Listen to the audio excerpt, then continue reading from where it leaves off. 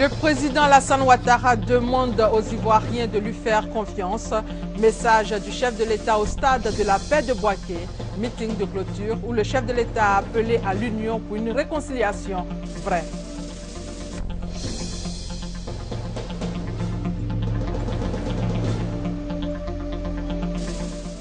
Sécurité alimentaire, le réseau de prévention des crises alimentaires fait des recommandations de 200 experts pour mettre fin à la famine en Afrique et vous allez le voir dans votre journal.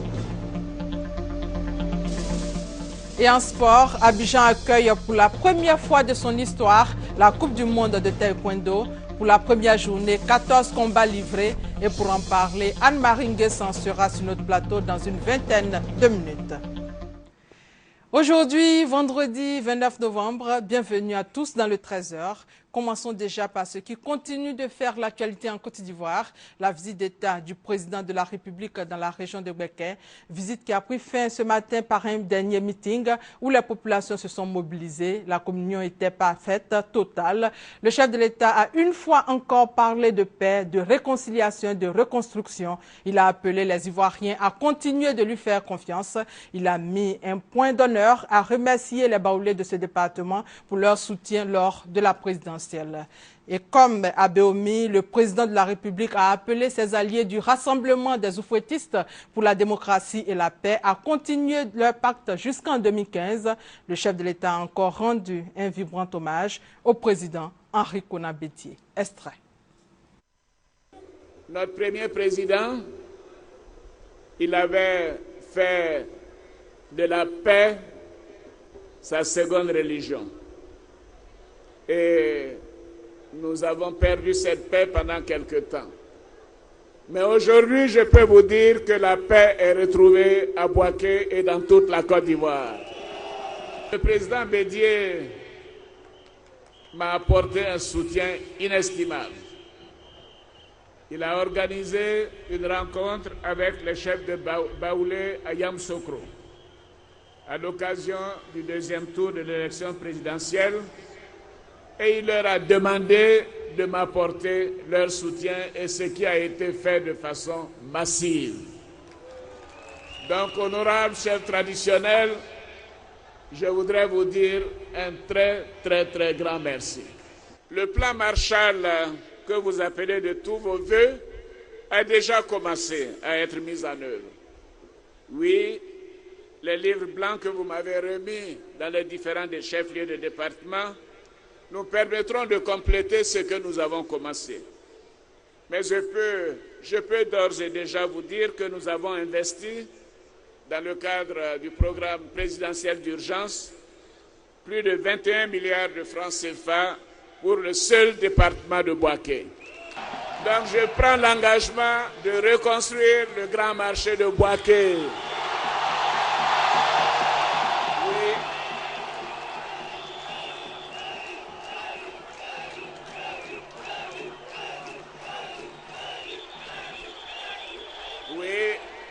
Et je peux vous dire aussi que j'ai téléphoné au gouverneur de la BCEAO et je lui ai dit, mais quand est-ce que nous aurons l'agence de la BCEAO à Bouaké?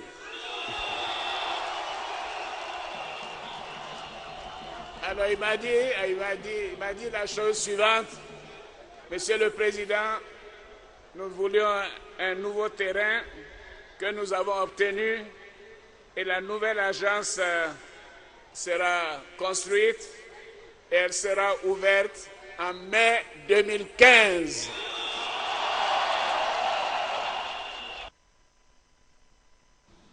Message du président de la République au cours de son dernier meeting de ce matin. Le président de la République en phase avec la population de Bouaké. Et hier, troisième jour de la visite du chef de l'État dans la région de Bouaké, le président Alassane Ouattara a appelé les enfants de Félix Houphouët-Boigny à la paix et à l'union. Il a exhorté les populations à la réconciliation. Le point du meeting de Béomi avec Jérôme Kofi Aboulé.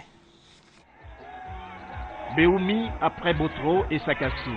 Béoumi, ce jeudi 28 novembre 2013, à l'accueil du troisième meeting du président de la République, Alassane Ouattara, dans le cadre de sa visite d'État dans le Bouaké depuis le 25 novembre 2013.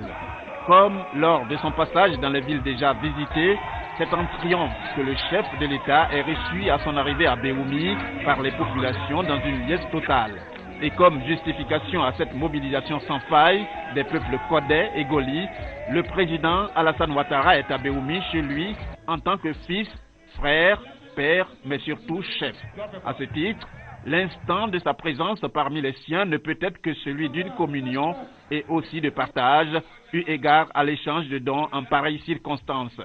Et les dons, le président de la République en a fait, notamment à travers des véhicules administratifs, comme il en a reçu de ses hôtes.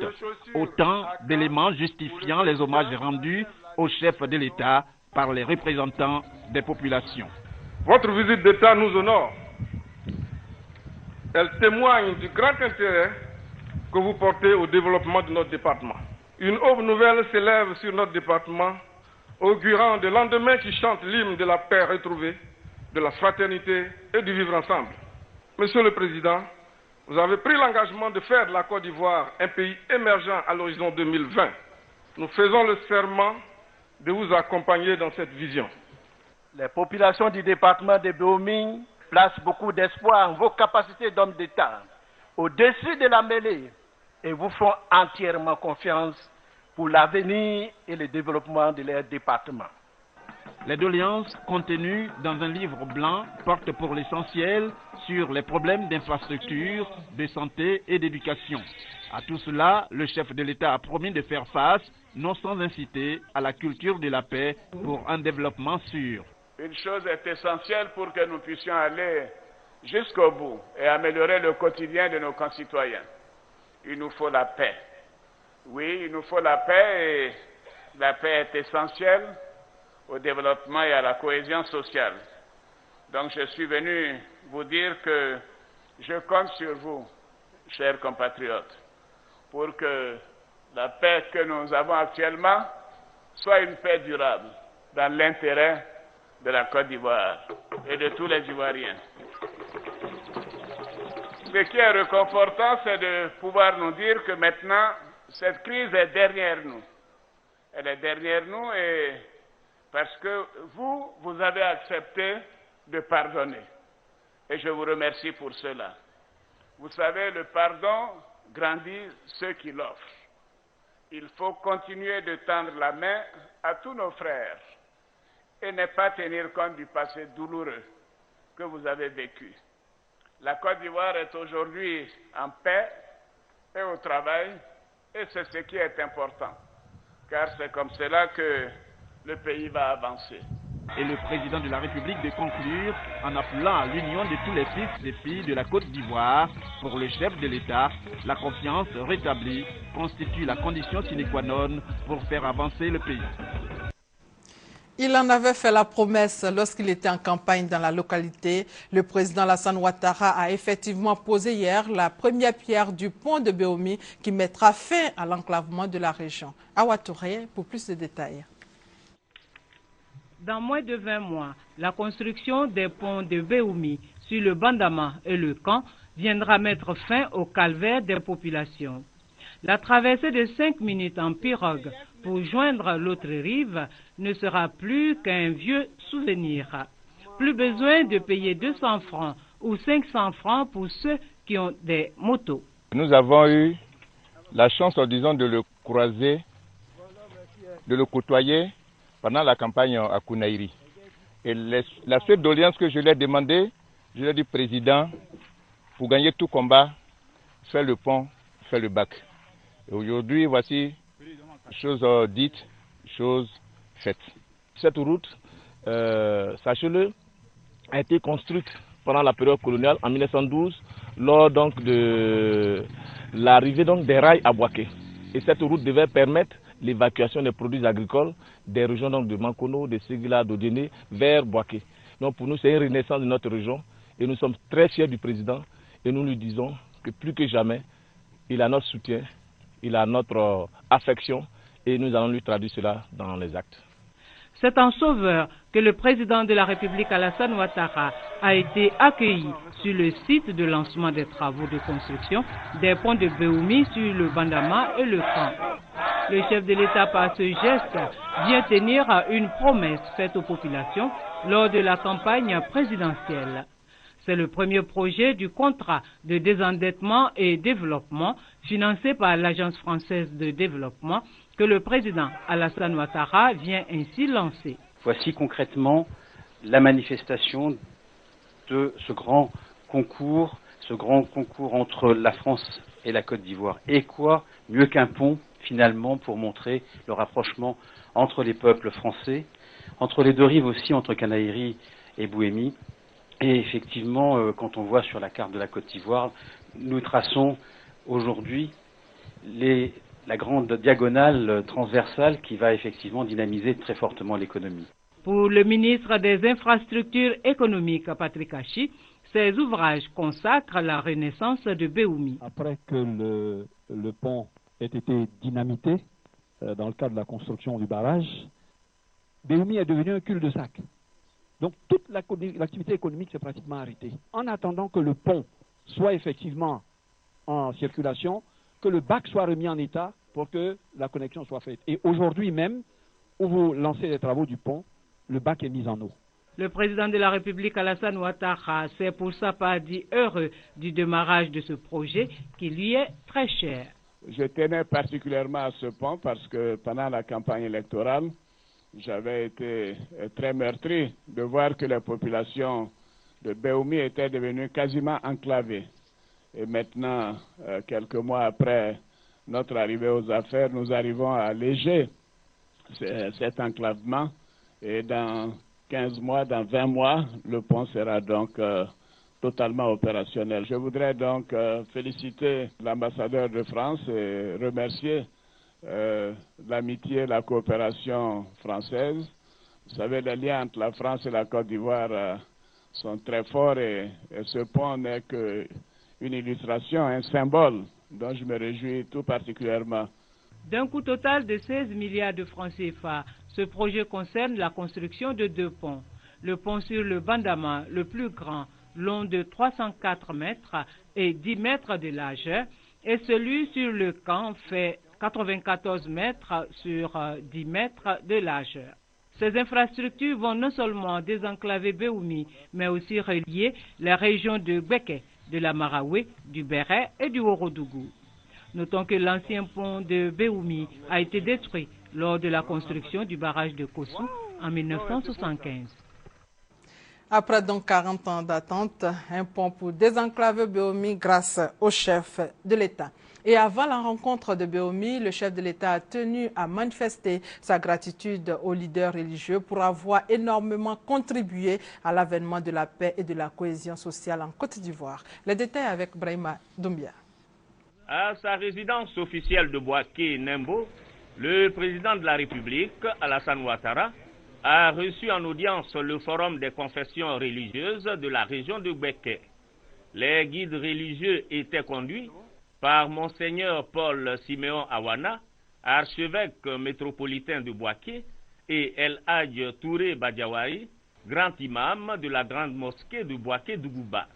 Et ils sont venus exprimer leurs préoccupations au chef de l'État, lui demandant de les aider à bien mener les actions de paix et de réconciliation dans la région de Gbeke. C'est donc conscient et soucieux de cette mission qui nous est dévolue dans la société que nous sollicitons votre concours, que dire, votre aide, afin d'accorder aux religieux que nous sommes un soutien accru et multiforme. Toute chose qui donnerait un relief et du contenu à notre action sur le terrain. Appréciant à sa juste valeur le rôle primordial joué par les religieux pendant la crise post-électorale, quant aux actions de paix et de réconciliation, le président Alassane Ouattara a exhorté ceux-ci à continuer dans ce sens. L'harmonie est revenue petit à petit à Bouaké. Et je voudrais vous saluer individuellement et collectivement et dire que la nation vous est reconnaissante.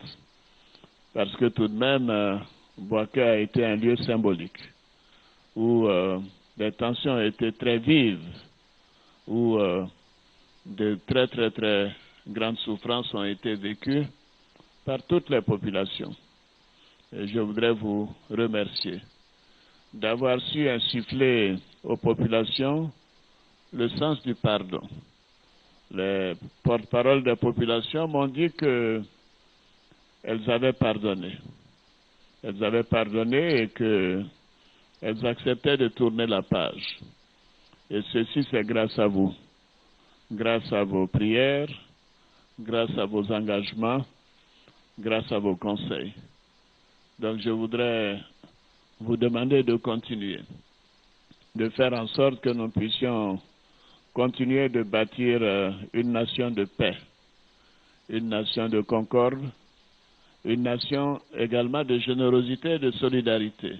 À cette rencontre, le président de la République avait à ses côtés la première dame Dominique Ouattara, ses proches collaborateurs et plusieurs membres du gouvernement.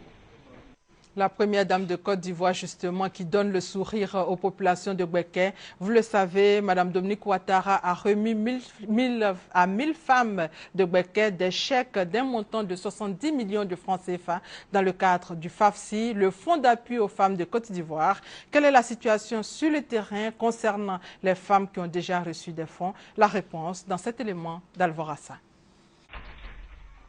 Mesdames Sangaré Assetou et Kone Nyamagolo sont commerçantes à Bouaké au quartier Nembo. Elles sont respectivement vendeuses de bazins et de chaussures. Leurs activités, qui ont pris un coup du fait de la crise que la Côte d'Ivoire a traversée, ont repris de plus belle avec l'appui de la première dame, Mme Dominique Ouattara. J'ai reçu une formation. Après la formation, j'ai reçu une somme de la part de la première dame pour faire marcher mes activités. Actuellement, ça marche très bien. Ça nous a permis d'agrandir nos activités. Donc, ça nous a apporté un plus dans ce qu'on faisait déjà. Leurs activités marchent, c'est vrai, mais compte tenu du fait qu'elles viennent de les relancer, elles souhaiteraient des facilités dans le remboursement. Je suis à la tête d'une association et on a une vingtaine de femmes, dont moi, la présidente, j'ai reçu 200 000 francs. À propos du remboursement, on est un peu coincé par le délai parce qu'on nous dit de payer en 6 mois quelque chose qu'on a prévu payer en 1 an. Face à cette inquiétude, l'un des responsables de la microfinance qui les a formés à la gestion rassure. En ce qui concerne le délai du remboursement, le FAFSI même autorise jusqu'à 1 an. Et compte tenu du fait qu'on nous demande de faire un encadrement rapproché, donc dans un premier temps, en fonction des activités de la femme, nous essayons de lui donner un crédit à court terme, à très court terme, pour que ça puisse faire du revolving. C'est-à-dire, si on lui donne à 4 mois, 5 mois, quand elle a pu rembourser, automatiquement on lui redonne encore. Ça nous permet de suivre cette dame-là de très près. Il soutient même par ailleurs que les commerçants de Bouaké se comportent bien et respectent pour l'instant les délais de remboursement. Et elle voudrait une augmentation des prêts qui leur sont accordés. On change de sujet maintenant pour dire que depuis le 25 novembre dernier, Abidjan abrite une rencontre africaine sur la sécurité alimentaire. Cette rencontre a enregistré la participation de 200 experts. Le réseau de prévention des crises alimentaires, qui a ouvert la série de réflexions depuis 3 jours, a tiré des conclusions sur les crises alimentaires. Et c'était en présence du Premier ministre Daniel Kablan-Duncan. Chantal Akandon. Après 3 jours de travaux, la 29e réunion du réseau de prévention des crises alimentaires au Sahel et en Afrique de l'Ouest a recommandé, entre autres, la reconstitution en urgence des stocks alimentaires nationaux, la nécessité de renforcer la gouvernance des États au niveau des systèmes statistiques agricoles afin de mieux orienter et renseigner les politiques alimentaires et nutritionnelles. Il serait mieux que les différents acteurs se donnent les mains, travaillent ensemble en synergie et communiquent pour pouvoir, avec l'appui des partenaires techniques et financiers, amener nos populations à être autosuffisantes. Ce qui a besoin de résilience, qui a faim, qui est frappé par véritablement les crises que nous connaissons, mais c'est les femmes et les enfants. La société civile est revenue dessus pour que les femmes allaitantes particulièrement, ainsi que les enfants de moins de 5 ans, puissent être prises en compte dans les aspects nutritionnels et avoir une analyse croisée du point de vue de la santé. Le Premier ministre Daniel Kablan-Duncan a présidé la cérémonie de conclusion de cette rencontre. Il a invité les États à plus de solidarité pour un objectif global faim zéro. Il faut agir vite et efficacement. C'est dans ce souci que l'accélération de la mise en œuvre du cadre harmonisé de la réserve régionale de sécurité alimentaire et de la charte pour la prévention et la gestion des crises alimentaires devient une urgence. En attendant la clôture de la Semaine du Sahel et de l'Afrique de l'Ouest, prévue ce vendredi 29 novembre 2013, le gouvernement ivoirien a offert un dîner en l'honneur des participants ce mercredi 27 novembre au Golf Hotel. Cette soirée spectacle a été présidée par le ministre de l'Agriculture Mamadou Sangafoa Koulibaly. Avant la page sport, ce communiqué, le directeur général du CHU de Cocody informe les usagers que l'électricité sera interrompue le samedi 30 novembre 2013 à 8h, de 8h à 18h dans tous les services afin de procéder à l'entretien annuel des postes de transformation électrique sans possibilité de mise en marche du groupe électrogène. Aussi, les activités nécessitant une prise en charge chirurgicale ou des soins de réanimation ne pourront s'effectuer. Le directeur général recommande vivement que les patients concernés par ces aspects de prise en charge soient orientés vers d'autres structures hospitalières. Le service de réanimation rouvrira ses portes après désinfection le lundi 2 décembre 2013. Et c'est signé professeur Kwasi Jean-Claude. À présent, la page sport et nous sommes avec Anne-Marie Nguessan. Bonjour Anne-Marie. Bonjour Delphine. Comme prévu, la Coupe du monde de taekwondo a effectivement débuté hier au Palais des Sports de Trècheville. En effet, la Côte d'Ivoire abrite la première Coupe du monde de taekwondo en Afrique et ce, du 28 au 30 novembre. Ça finit donc demain au Palais des Sports de Trècheville. À cette occasion, d'ailleurs, la Fédération ivoirienne de taekwondo a décidé de montrer les richesses culturelles de la Côte d'Ivoire et bien sûr celles de la Corée, pays fondateur du taekwondo. C'était au cours de la cérémonie d'ouverture. Cérémonie sobre pour des personnalités sobres lors de cette Coupe du monde de taekwondo. L'entrée de la police nationale, le défilé des délégations et la première équipe ivoirienne de taekwondo qui date des années 70 avec Maître Siaka Koulibaly, Gada Frédéric, Karim Akandé, Théo Dossou, Pama Emmanuel et Kone Souleymane a annoncé les couleurs de la cérémonie d'ouverture. Les discours de bienvenue du président Bombachek Daniel et du ministre des Sports Alain Lobognon sont suivis de danses traditionnelles symbolisant les différentes cultures ivoiriennes. Le groupe ivoiro-coréen n'est pas passé inaperçu. La série Sur le gâteau arrive avec la démonstration de l'équipe Kukiwon de la Corée. Maître Siaka Koulibaly, ceinture noire, 8e dan, n'a pas dérogé à la règle. Superbement vêtu en dobok, le comité national de soutien aux éléphants taekwondoïnes a également joué sa partition. Cette cérémonie a été ponctuée par la distinction au rang d'officier dans l'ordre national du mérite du président de la Fédération mondiale de taekwondo Shugwon Shu et feu maître Arsène Zirignon. La suite du programme, ne décrochez surtout pas, ce sont les combats par équipe qui, à coup sûr, seront riches en technique. Anne-Marie, il y a eu bien sûr des réactions après cette belle cérémonie. Les personnalités présentes à cette cérémonie d'ouverture se sont prononcées juste après au micro de Aude Alegbe et il s'agit notamment du ministre des Sports Alain Lobognon, du général Palanfo et de l'ambassadeur du Burkina Faso en Côte d'Ivoire. On a assisté à une très belle cérémonie d'ouverture avec de très belles prestations artistiques, aussi bien les artistes ivoiriens que des artistes coréens, et cela augure en tout cas d'une belle Coupe du monde de taekwondo. Déjà après l'Afro-Basket, aujourd'hui nous avons la Coupe du monde. En 2017, nous aurons les Jeux de la francophonie. Nous postulons pour abriter la CAN 2021. Il faut dire que la Côte d'Ivoire avait besoin de se réconcilier avec le reste du monde. Pensons que c'est une étape qui est franchie. Maintenant, prions pour que le jeu se déroule normalement, que le meilleur l'emporte. Je suis vraiment très heureux de cet événement à Abidjan, en Côte d'Ivoire. Après la Coupe du monde francophone qui a eu lieu, toute la francophonie a soutenu cette candidature et pour nous c'est un événement important et nous sommes très heureux que l'Afrique puisse bénéficier d'une compétition d'une telle importance. Le sport en Côte d'Ivoire évolue parce que ces derniers mois-ci nous avons eu la FIBA, aujourd'hui c'est le taekwondo, demain c'est le sport. Cela veut dire qu'il y a une variété de sports en Côte d'Ivoire et que nous avons la capacité technique d'aller au plus haut niveau, pas seulement au football, mais dans tous les domaines. Et c'est aussi un encouragement pour les dirigeants et un exemple à suivre pour les jeunes pour l'avenir. Parce que le sport, c'est la santé. Chacun pratique le sport selon sa morphologie, selon sa formation et selon son éducation. Nous sommes donc très heureux que M. Bamba Cheick ait pris en main cette fédération après bien d'autres et qu'il soit arrivé pratiquement au top. Organiser la Coupe mondiale, le championnat mondial, c'est véritablement un grand succès pour lui-même en tant que président, pour la fédération et évidemment pour la Côte d'Ivoire.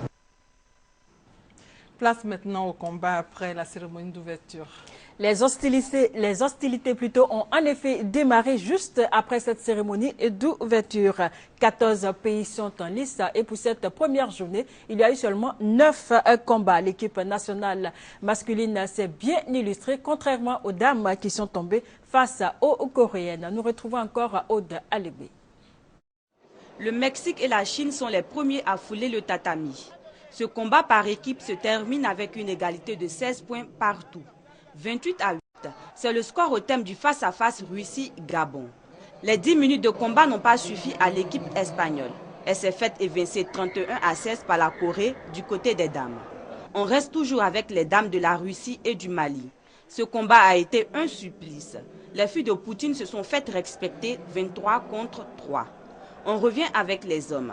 La République démocratique du Congo a appris les règles de base avec les précurseurs du taekwondo que sont les Coréens. 38 à 17. Le dernier combat de la matinée a opposé la France à l'Espagne.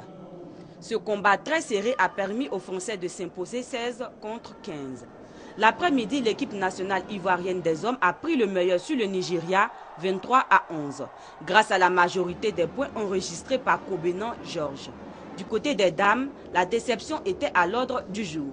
Elles ont fléchi devant les Coréennes. Elles ont montré des signes de faiblesse et d'impuissance. Résultat, 28 à 3. Pour cette première journée, les États-Unis, le Mexique, la Russie et la Corée ont démontré que cette Coupe du monde de taekwondo nous réserve beaucoup de surprises lors des 2 dernières journées. Voilà, les Ivoiriennes qui ont chuté face aux Coréennes se sont bien reprises ce matin. Elles ont battu les États-Unis et d'Amérique. Les éliminatoires continuent aujourd'hui et en plus de ces éliminatoires, il y aura encore les quarts de finale qui se poursuivront demain et samedi. Quarts de finale, demi-finale et les finales demain et samedi. Toutes ces compétitions seront suivies, bien sûr, de la cérémonie des récompenses et bien sûr la cérémonie de clôture qui mettra fin à cette Coupe du monde de taekwondo qui se déroule ici même à Abidjan, au Palais des Sports de Treichville. Vous êtes donc tous conviés à prendre d'assaut demain le Palais des Sports de Treichville pour soutenir les Ivoiriens. Merci Anne-Marie d'être venue sur notre plateau. Bouaké renaît de ses cendres. Bouaké a retrouvé ses atouts pour attirer les investisseurs. Cela grâce au président Alassane Ouattara en visite d'État dans cette région depuis le lundi 25 novembre dernier. Visite qui a pris fin ce matin par un grand meeting au stade de la Paix. Le chef de l'État a appelé les Ivoiriens à continuer de lui faire confiance. Il a appelé ses alliés du RHDP à continuer le pacte jusqu'en 2015 et comme partout il est passé, il a exprimé sa gratitude au président Henri Konan Bédié et aux côtés du président, la première dame qui a donné le sourire aux populations de Bouaké. Et c'est la fin de ce 13h, supervisé par Adama Kone et réalisé par Mariette Alangba et Ricardo Somon. Merci de votre fidélité.